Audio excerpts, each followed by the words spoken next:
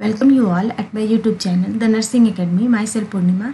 आज मैं आपको इन्फॉर्मेशन देने वाली हूँ बीईएल की तरफ से रिलीज हुई स्टाफ नर्स पोस्ट के बारे में। तो ये वैकेंसी रिलीज हुई है बीईएल यानी कि भारत इलेक्ट्रॉनिक्स लिमिटेड, जो कि एक गवर्नमेंट ऑफ इंडिया इंटरप्राइज है मिनिस्ट्री ऑफ डिफेंस के अंदर। तो यह वैकेंसी रिलीज हुई है बीईएल के हैदराबाद यूनिट से। हैदराबाद यूनिट से स्टाफ नर्स की पोस्ट परमानेंट बेसिस पे रिलीज हुई है, या परमानेंट पोस्ट है।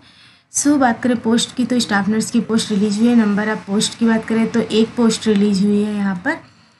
इसके अलावा सभी कैटेगरी के कैंडिडेट्स अप्लाई कर सकते हैं। एज लिमिट की बात करें तो एज ऑफ 31 मार्च 2021 तक जो एज है वो 18 to 28 ईयर्स तक होना चाहिए कैंडिडेट्स का।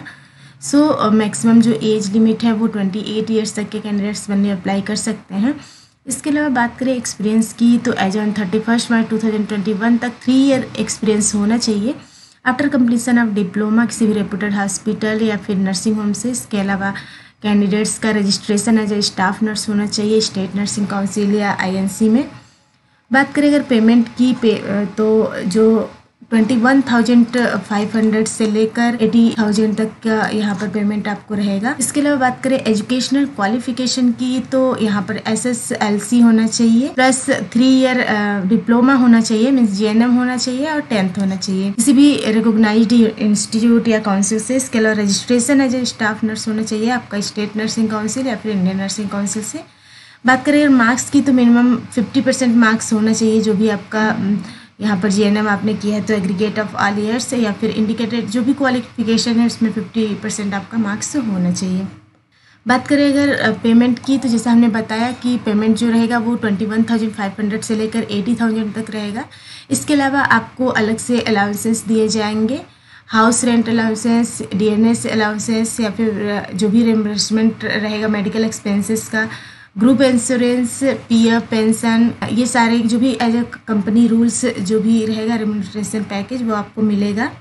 इसके अलावा बात करें ड्यूटीज़ और रिस्पॉन्सिबिलिटीज़ की, कौन कौन सी ड्यूटीज़ आपको वहाँ पे करनी रहेंगी, तो assisting part time visiting doctor in administering first aid. इसके अलावा dispensing of medicine, processing of medical bills for regular employees and retired employees. इसके अलावा coordinating dispensation of out patient medicine, maintenance of first aid box, coordinating with employees on any medical issues. इसके अलावा coordinating medical camps, first aid training programmes या other employment programmes जो भी रहेंगे। इसके अलावा मेडिकल रिकॉर्ड कीपिंग या फिर shelf life all medicine identification, stocking, checking, procurement, safe custody of all equipment, furniture, medicine, overall incharge of creche. इसके अलावा अदर ड्यूटीज और रिस्पॉन्सिबिलिटी जो भी असाइन किया जाता है मैनेजमेंट की तरफ से, वो सारे आपको परफॉर्म करने रहेंगे। नेक्स्ट बात करते हैं सिलेक्शन प्रोसेस की। इसका सिलेक्शन प्रोसेस जो है वो रिटन टेस्ट और इंटरव्यू के बेस पे होगा। जो भी कैंडिडेट्स एप्लीकेशन फॉर्म फिल किए हुए रहेंगे क्वालिफिकेशन और वर्क एक्सपीरियंस के क्राइटेरिया के हिसाब से उनको शॉर्टलिस्ट किया जाएगा। जो भी शॉर्टलिस्टेड कैंडिडेट्स रहेंगे उनको रिटन टेस्ट के लिए कॉल किया जाएगा। रिटन टेस्ट जो रहेगा वो 150 मार्क्स का रहेगा। 150 मार्क्स में 50 मार्क्स रहेंगे जनरल एप्टीट्यूड से। इसके अलावा 100 मार्क्स जो रहेंगे वो टेक्निकल एप्टीट्यूड से रहेंगे। बात करें रिटन टेस्ट में टाइप ऑफ क्वेश्चन की, तो ऑब्जेक्टिव टाइप क्वेश्चंस रहेंगे। जनरल एप्टीट्यूड में जो क्वेश्चंस रहेंगे वो जनरल मेंटल एबिलिटी के क्वेश्चंस रहेंगे। इसके अलावा logical reasoning, analytical comprehension ability, basic numeracy, data interpretation skill और जनरल नॉलेज के क्वेश्चन रहेंगे।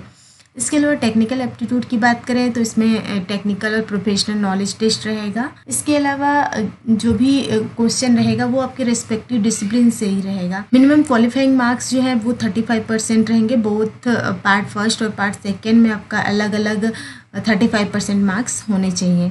इसके अलावा जो कंडीशंस रखे गए हैं क्राइटेरिया रिटन टेस्ट के लिए, उसमें आपको अपने साथ एक वैलिड फ़ोटो आइडेंटिटी प्रूफ रखना है। इसके अलावा जो टाइम ड्यूरेशन रहेगा जो भी रिटन टेस्ट है उसका 150 मिनट्स यानी कि 2.5 आवर्स। जो भी सभी क्वेश्चन रहेंगे 1 मार्क्स के रहेंगे। इसके अलावा रॉन्ग और मल्टीपल आंसर अगर आप देते हैं तो हाफ नेगेटिव मार्क्स यहाँ पर है। वेन्यू जो है वो हैदराबाद में रहेगा। एग्जैक्ट टाइम और डेट आपको एडमिट कार्ड पे मेंशन रहेगा, तो आपको बाद में कम्युनिकेट किया जाएगा।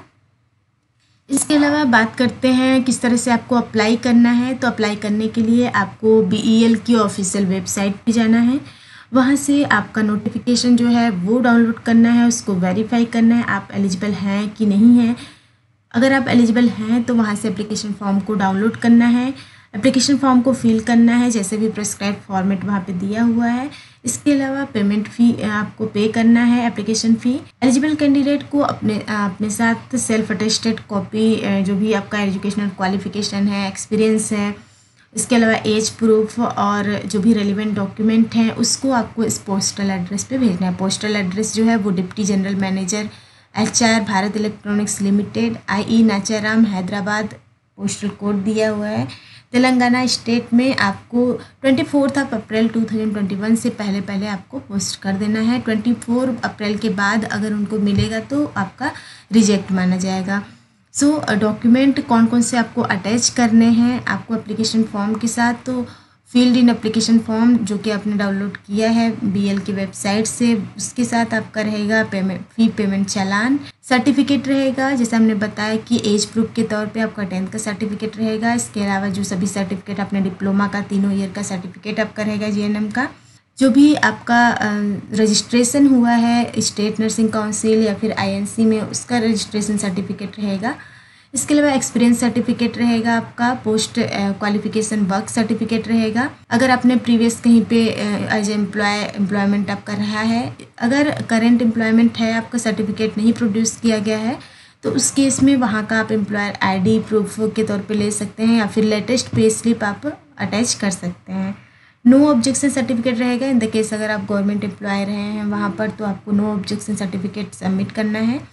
लेटेस्ट रेज्यूम या फिर CV आपको सबमिट करना है, अटैच करना है उसके साथ, या फिर अगर आपका सर्टिफिकेट कोई है, टेस्टिमोनियल है तो उसको आपको लगाना है। एप्लीकेशन फ़ी की बात करें तो यहाँ पर 300 रुपीज़ है application fee. SC ST PWD ex serviceman candidate के लिए कोई भी फ़ी नहीं है, कोई भी चार्ज नहीं है। जो आपको एप्लीकेशन फ़ी सबमिट करना है वो SBI कलेक्ट के थ्रू करना है। इसके अलावा SBI ब्रांच से आपको जो भी डाउनलोड करना है प्री प्रिंटेड चालान, डिपॉजिट करना है आपको फ़ी को, जो भी वहाँ का बैंक चार्जेज रहेंगे उसके साथ। जो भी आप सबमिट कर रहे हैं यहाँ पर पेमेंट सबमिट कर रहे हैं उसका रिसिप्ट आपके पास होना चाहिए फ्यूचर रेफरेंस के लिए। वहाँ पर बैंक ऑफिशियल का सील और सिग्नेचर के साथ आपके पास होने चाहिए। अगर आप फ़ी यहाँ पर पे करते हैं तो वो आपको ध्यान रहे कि वो रिफंडेबल नहीं है, वो नॉन रिफंडेबल है। इसके अलावा कुछ जनरल गाइडलाइंस दिए हुए हैं जो कि आपको अच्छी तरह से पढ़ने हैं, उसको इंस्ट्रक्शन दिए हुए हैं उसको फॉलो करने हैं एप्लीकेशन फॉर्म फिल करते टाइम। तो यहाँ पर आपको अगर कोई भी क्वेरी होती है तो कोई भी क्लैरिफिकेशन के लिए आपको यहाँ पर कांटेक्ट नहीं है, यहाँ कोई भी फॉर्म ऑफ कम्युनिकेशन नहीं है एक्सेप्ट ईमेल के। तो ईमेल एड्रेस यहाँ पर दिया हुआ है, इस ईमेल एड्रेस पे आप कोई भी डाउट हो तो उसको क्लियर कर सकते हैं। तो वीडियो आपको अच्छा लगा हो तो लाइक करिए, शेयर करिए और सब्सक्राइब करिए इस चैनल को। Thank you.